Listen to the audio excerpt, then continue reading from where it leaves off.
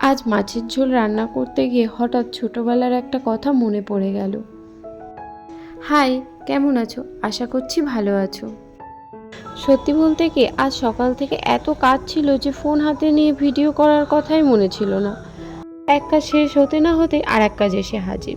কখন যে সকাল পেরিয়ে দুপুর হয়ে গেল বুঝতেই পারিনি। মাঝে মাঝে আমার সাথে এমন হয়, তোমাদের সাথেও কি হয়?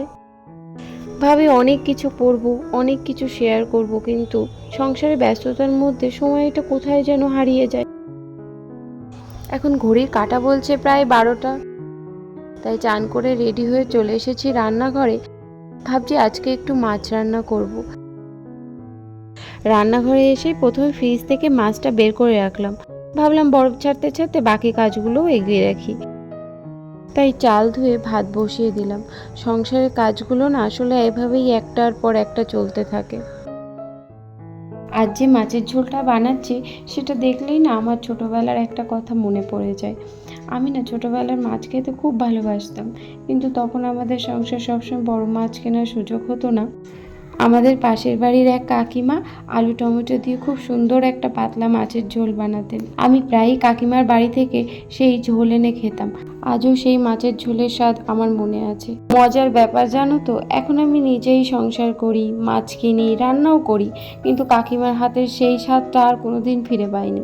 তাই মাঝে মাঝে এই ধরনের পাতলা মাছের ঝোল বানালে ছোটবেলার কথা আমার খুব মনে পড়ে। জানো তো, আজ এত বছর পর নিজের রান্নাঘরে দাঁড়িয়ে সেই একই ধরনের মাছের ঝোল বানাতে গিয়ে মনে হলো সময় কত তাড়াতাড়ি বদলে যায়। একসময় অন্যের বাড়ি থেকে যে ঝোল এনে খেতাম, আজ নিজের সংসারের জন্য সেই রান্নাটাই করছি। তবে একটা কথা সত্যি, ছোটবেলায় সেই স্বাদটা আর কখনো ফিরে পাওয়া যায় না।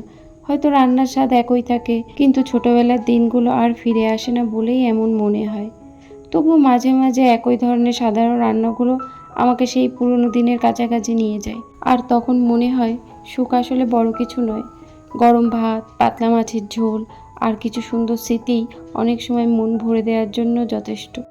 জীবনের ব্যস্ততার মাঝে আমরা অনেক সময় সেই ছোট ছোট মুহূর্তগুলোর মূল্য ভুলে যাই, যেগুলো একসময় আমাদের সবচেয়ে বেশি আনন্দ দিত। আজ যখন পুরনো স্মৃতিগুলো মনে পড়ে, তখন বুঝতে পারি যে সুখের জন্য সবসময় বড় কোনো আয়োজনের দরকার হয় না।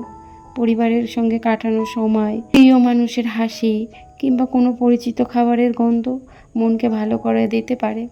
হয়তো এভাবেই স্মৃতিগুলো আমাদের জীবনের সঙ্গে জড়িয়ে থাকে, আর মাঝে মাঝে ফিরে এসে মনে করে দেয় আমরা কোথা থেকে এসেছি এবং কতটা পথ পেরিয়ে এসেছি।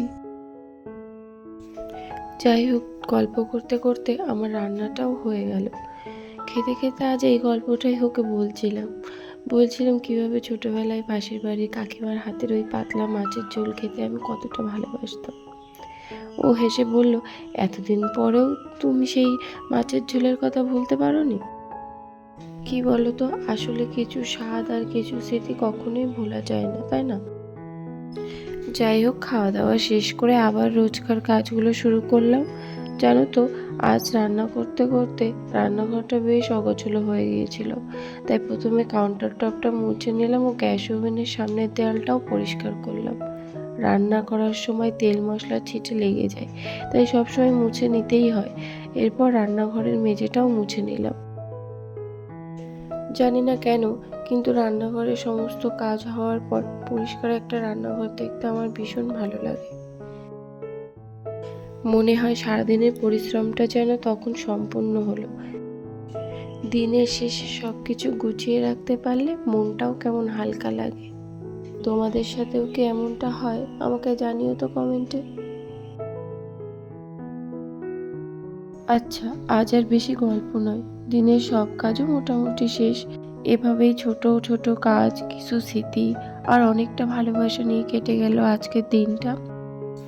চলো আজ তাহলে এখানেই বিদায় নিই। আবার দেখা হবে নতুন একটা দিনে নতুন একটা গল্প নিয়ে। ভালো থেকো, সুস্থ থেকো, নিজের আর পরিবারের যত্ন নিও।